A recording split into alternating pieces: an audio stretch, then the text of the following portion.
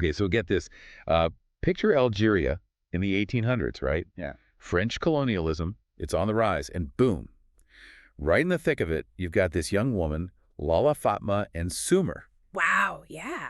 She not only, like defies all these expectations of her time, but becomes a leader, like a leader of the resistance. It's really something. And the stuff you sent me about her, like the source material about her life, it's really captivating. Oh, yeah, definitely. So let's just dive in, To it. Her story is incredible, and it really makes you think about how, spirituality and leadership, how they kind of like, I don't know, intertwine, especially when you're talking about like resistance against these huge colonial powers. Yes, totally. Like, it's almost like they're feeding off each other in a way. Exactly. Okay, so for this deep dive, we're going to be focusing mostly on this academic article. It's called Lala Fatma in Sumer, 1830-1863. Spirituality, Resistance, and Womanly Leadership in Colonial Algeria. Okay. And what I'm really curious about is, like, how did she gain so much influence? Was she, like, a real historical figure, a legend, or, some kind of mix of the two? That's the big question, isn't it? And to really understand that, I think you got to look at her family, her background. Yeah. It's kind of key to understanding her path. She was born back in 1830 to this family of Marabouts. Marabouts? Yeah, in this village called Arja. They weren't like your average Marabouts, though. They had this lineage, right? It traced all the way back to like this super revered local saint, Sidi Ahmed Umezian. Whoa, so they were already like a big deal. Yeah. Spiritually speaking, of course. Oh, yeah, for sure. And the article mentions they were really deep into the Rahmaniya Sufi order, which like emphasized knowledge and scholarship, that whole thing. Right. So what did that actually mean, like practically, for their role in the community? Well, you got to think of Marabouts like in 19th century Kabylia as holding a very specific position, right? They weren't just like religious figures. They were more like keepers of knowledge, mediators, and spiritual guides. They were leading these zawiyas. Zawiyas. Yeah, think of them as these community centers, but also like schools. Essentially, they played a massive role in the social and political fabric of Kabyle society. So Lala Fatma, I mean, she grew up surrounded by all of this like scholarship and this intense spirituality, but there's also this thread of rebellion in her story. Oh, yeah, definitely. The article mentions like she actually resisted getting married, which, I mean, come on, that must have been incredibly daring for a woman back then in that place and time. Oh, absolutely. Back then, women, they rarely had a say in who they married, Yeah. So for her to just defy all of that, it says a lot about her character. Yeah, it's like she was already kind of like pushing back against the status quo. Total. Even within her own family. And the article actually brings up this really interesting example of that rebellious spirit, her marriage. It was to a cousin and only lasted a short time. I think she was around 15 at the time. 15. Yeah, it was so short-lived and like, I guess, turbulent that it became a saying in the Kabyle language, a saying about stubborn women. Wow. It's amazing to me how like an act of defiance, such a personal thing, can become like woven into the fabric of a culture. It is, isn't it? You can definitely see how that spirit, that independent streak, kind of fuels her later resistance against the French. Oh, totally. But before we get into that, there's something else about how people saw Lala Fatma, how she was perceived, that I find kind of interesting, Oh. These French colonial accounts, they often labeled her with all these terms like prophetess and sorceress. Yeah, those labels always struck me as a bit, I don't know. A bit off. Yeah, kind of. It's like Yeah. they were trying to make her fit into, one of their own preconceived boxes, but it just didn't really capture who she was.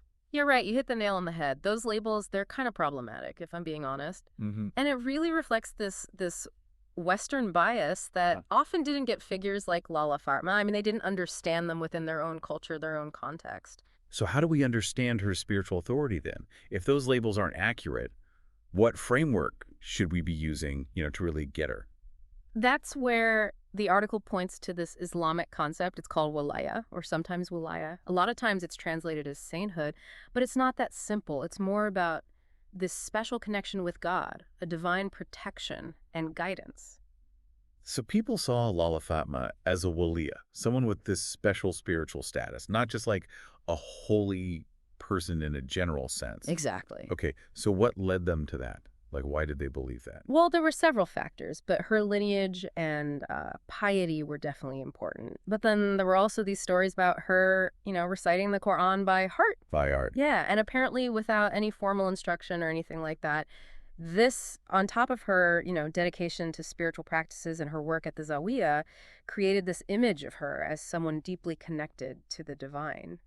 So it's painting this picture of her being like deeply immersed in the spiritual life of her community, right? Yeah. But the French, they also mentioned this thing about Lala Fatma being able to like predict the future. Oh, right.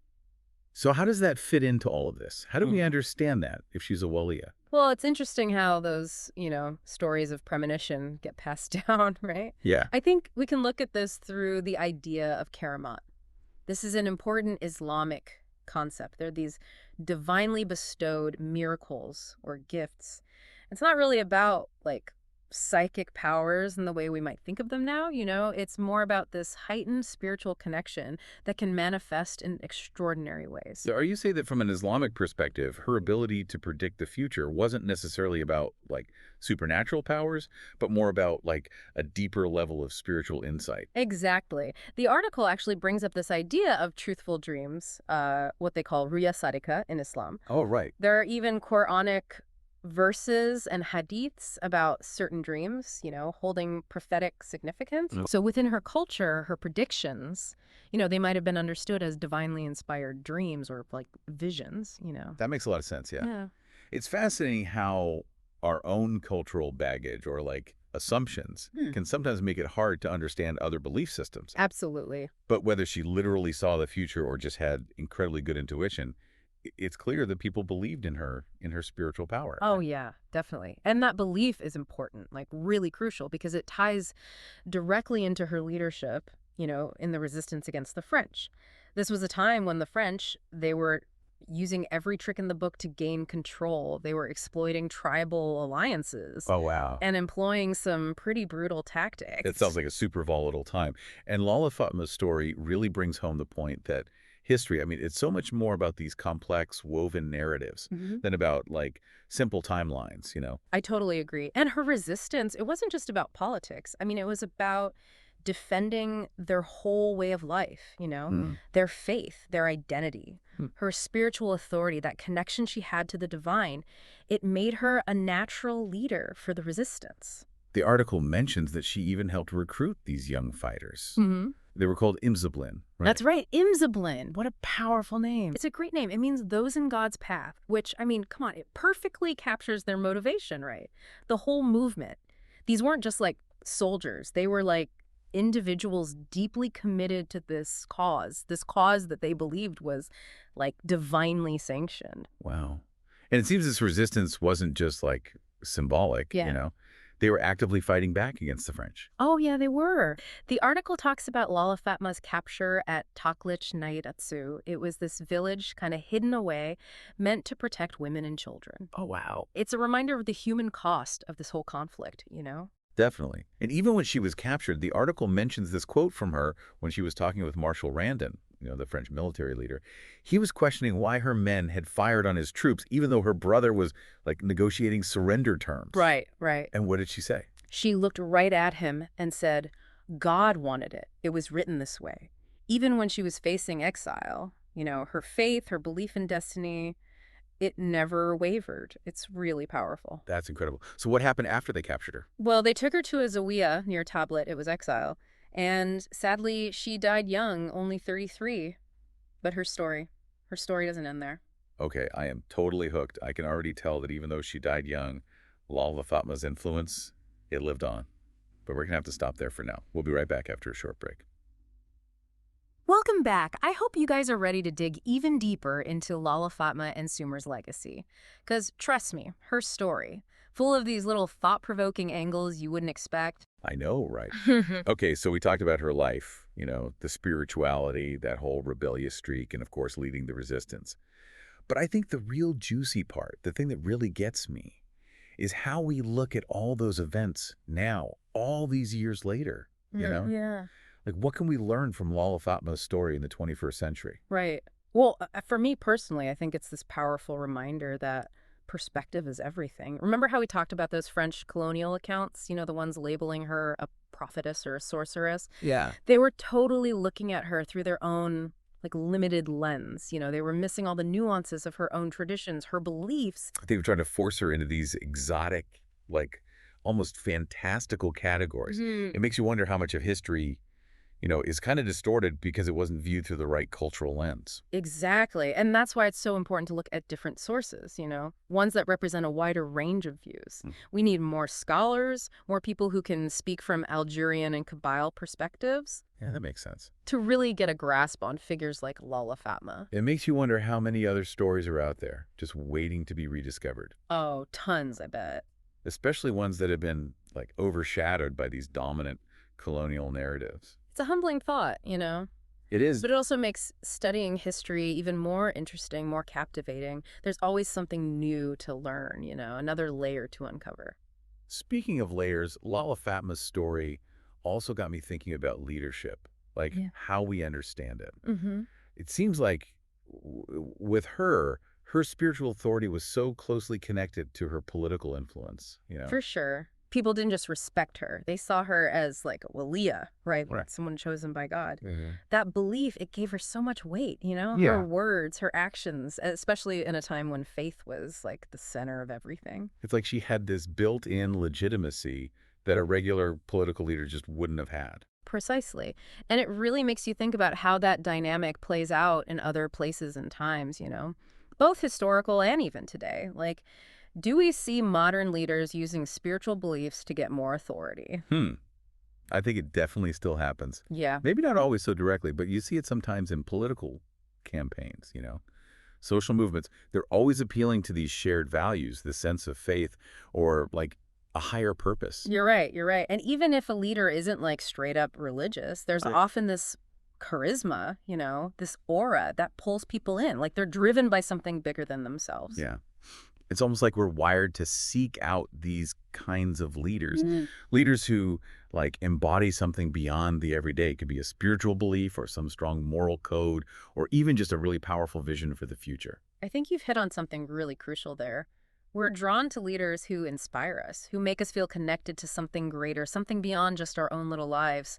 And Lala Fatma and so on, I mean, she totally fits that description. She challenged everything. Did. She led this whole resistance against a giant empire. She became a symbol of hope and defiance for generations. I mean, come on. I know, it's amazing. And what's also fascinating to me is that even with all that she accomplished, there's still so much we don't know about her. Really? Yeah, there are all these gaps in the historical record, Like what? Like, we're relying on oral histories, bits and pieces in colonial texts, and honestly, not a lot of academic work has been done on her. It's like trying to put together a puzzle, but half the pieces are missing. You can see the general picture, but you're left wondering, about all the little details and nuances that got lost over time. It's true, and it makes you think, what other stories are out there, tucked away in some archive or passed down through families, just waiting for someone to find them, bring them to light. I love that idea. And that's what makes history so cool, Yeah. It's not just about memorizing names and dates. It's about figuring things out, piecing together the fragments, grappling with the uncertainty of it all. Yeah, and recognizing that our understanding of the past, I mean, it's always changing, always evolving. Exactly. And Lala Fatma, she's a perfect example of that. We know she was a remarkable woman who challenged everything, fought for what she believed in. But there's still so much we don't know about her, like her motivations, her inner life, all the complexities of what she went through. Right. And it's through research, digging deeper, looking at different perspectives, that we can start to fill in some of those gaps. We can start to get a more complete picture of this incredible woman. It makes you think about how we create our understanding of the past and whose voices actually get heard. You're so right. Whose stories do we tell and whose stories get silenced? Who gets to be the hero and who gets relegated to the footnotes? These are questions we should always be asking ourselves when we let it history. Yeah.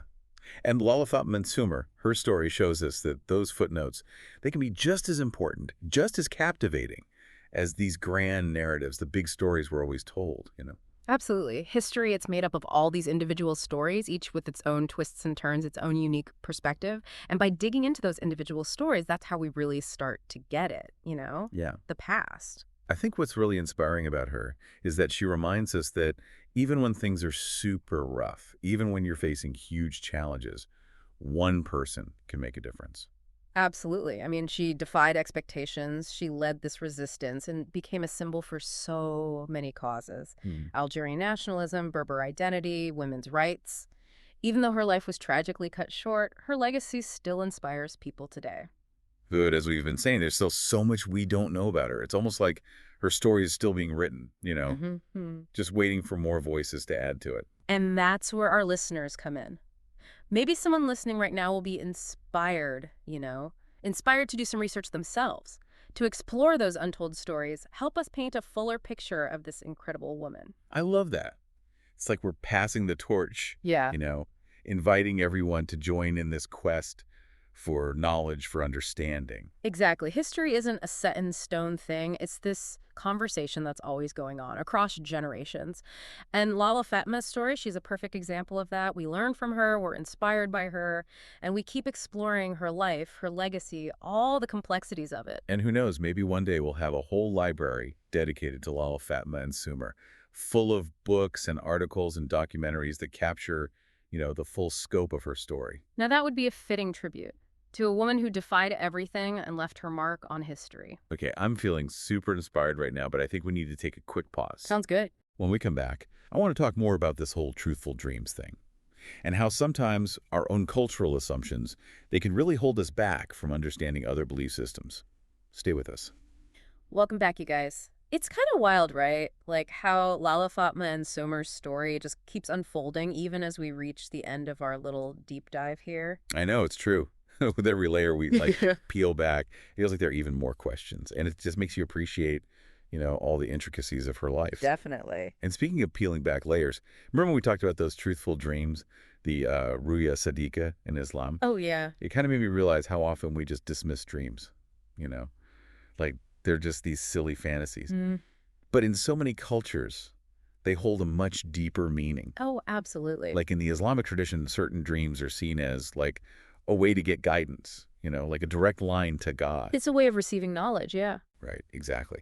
And for Lala Fatma, those truthful dreams, they really played a part in shaping how people saw her, Oh, for sure. It added to her mystique, to her spiritual authority, because people believed she had this special connection to the divine. They believe she had access to this deeper level of understanding. Exactly. And even if we don't necessarily share those same beliefs, it's important to step back and try to see how those beliefs shaped the people who lived back then. Yeah, their perceptions, their actions, everything. It's about recognizing that our way of seeing the world, it's not the only valid one. Exactly. It goes back to what we were saying before about how we need more sources that reflect diverse viewpoints. If we just look at Lala Fatma through a Western lens, we're missing a huge piece of the puzzle. We're missing how she was understood within her own culture, her own context. Right. We need to hear from Algerian and Kabyle voices. Scholars, storytellers, historians. Yeah. To really grasp the fullness of her life. See her not just as a historical figure, But as a real person, a woman who lived and breathed and inspired everyone around her. That's what makes her story so amazing. It reminds us that history, it's not just dates and battles. It's people, their beliefs, the things they went through, their victories. It's the human side of it all. And the stories we tell about the past, they have the power to change how we see things today, even the future. It's true. Lala Fatma's story shows us that even when things are crazy tough, even against seemingly impossible odds, one person can change the world. She challenged everything, resisted colonialism, and became a symbol for so many important causes. And while we may never know every detail of her life, every little thing, she pushes us to keep searching, to keep asking questions. To find those hidden stories just waiting to be discovered. Her story is proof that the human spirit, it endures. And as we wrap up our deep dive here, I gotta say, I'm just in awe. I'm grateful that we had this chance to learn about this incredible woman. I think it's safe to say we've all been totally Lala Fatma and summarized today. Yeah. And hey, maybe someone listening right now will feel inspired. I hope so. Inspired to do some research to try to fill in some of those missing pieces of her story. It's all out there, just waiting to be discovered. And until then, we can carry her legacy with us. A legacy of courage, conviction, and that unwavering belief in the power of, well, the human spirit to make a difference. Absolutely. So thank you guys for joining us on this deep dive into the incredible life of Lala Fatma and Sumer. And until next time, you know what to do. Keep exploring, keep questioning, and keep diving deep.